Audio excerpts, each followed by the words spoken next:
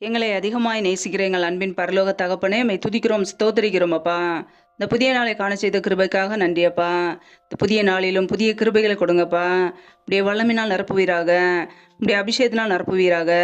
இணைந்து ஜெபிக்கிற ஒவ்வொரு குடும்பங்களையும் இப்படியே கரங்களிலே அர்ப்பணிக்கிறோம். என் தேவன் தாமே ஆசீர்வதிப்பீராக.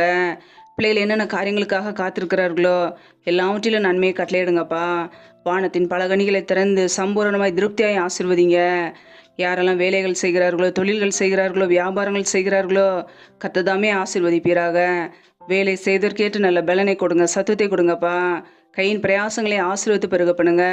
கையின் பிரயாசங்கள் தேவையில்லா செலவுக்கோ, வீண் செலவுக்கோ, மருத்துவ செலவுக்கோ, வடின்னு சொல்லி போகாதபடிக்கு என் தேவன் ஆசீர்வதிங்க. யாரெல்லாம் பலவீனத்தோடு, சோர்வோடு, வியாதியோடு கஷ்டப்படுகிறார்களோ, என் தேவன் அவர்களுக்கு நல்ல சுகத்தை கொடுங்கப்பா, பலத்தை கொடுங்க, ஆரோக்கியத்தை கட்டளையிடுங்க. இந்த நாள் முழுவதும் உடைய கரம் பிள்ளைகளோடு கூட தங்கியிருக்கட்டும். சத்துரு கொண்டு வருகிற எல்லா தீமைகளுக்கும் விலைக்கு பிள்ளைகளை பாதுகாத்து கொள்ளுங்கப்பா. கர்த்தரின் ஆசீர்வாதமே ஐஸ்வர்யத்தை தரும் என்ற வசனத்தின்படி பிள்ளைகளை ஆசீர்வதித்து உடைய ஐஸ்வர்யத்தினால் நிரப்புங்க.